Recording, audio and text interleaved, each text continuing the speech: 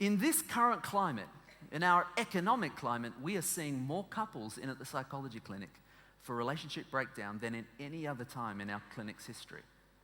And I don't know what it is. Is it maybe you lose your fortune and relationship is the first thing to go? But when couples sit down on my couch, I ask them this important question. I say, so do you still love each other? And they kind of and ah and go, oh, we still love each other. And then I will ask almost a trick question and I say, yeah, but are you in love with each other?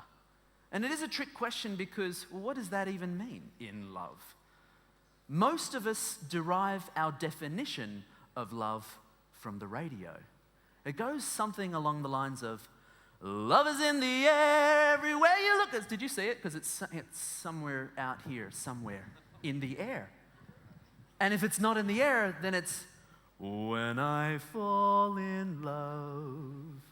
So you can fall in it. It's like you trip over and like you fell into dog poo. Or maybe you ran out of it. It's like you ran out of milk or you ran out of petrol, something you just run out of. Because people sit all the time on my couch saying, man, we just fell out of love. I'm like, where did you get the concept that love is something that you can fall out of?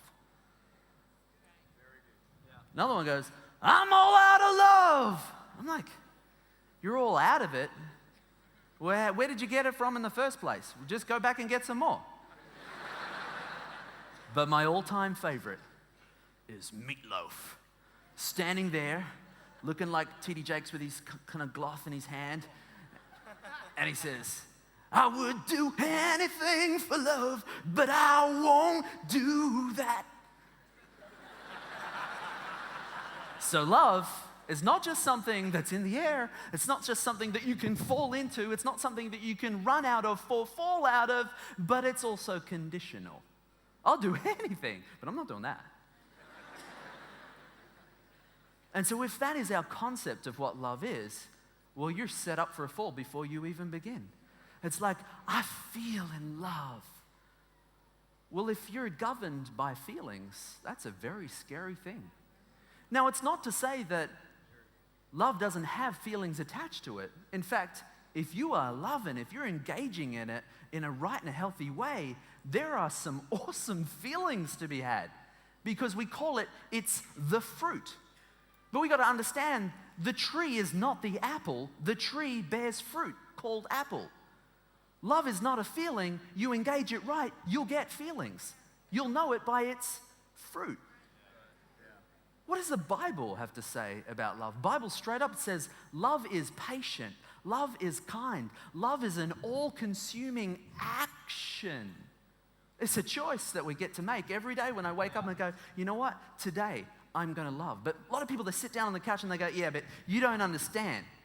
Because this person, they kind of criticize me and they do all these things to me and you won't believe what they did back in 1970. And so I say, so you're feeling like you're not very loved at the moment. Is that right? Yeah. And that's why I don't. Oh, okay, so in order to love, you've got to feel loved. And let's be honest and say, it is so much easier to engage in this thing called love when you feel loved. There's no two ways about it. But love, like forgiveness, is not dependent on another person. It is your choice. It is a gift. And the same is true with respect. A lot of blokes, they sit down, she just doesn't respect me. And then she will say, there ain't nothing to respect. If you want my respect, you got to earn it. But respect, unlike the common myth that we have, you earn respect. Respect isn't something that you earn. Respect is something that you give. Yeah. Respect is just like love. Love is not something you earn. Love is something that you get to give, regardless of whether or not the recipient is deserving of it. It's your choice.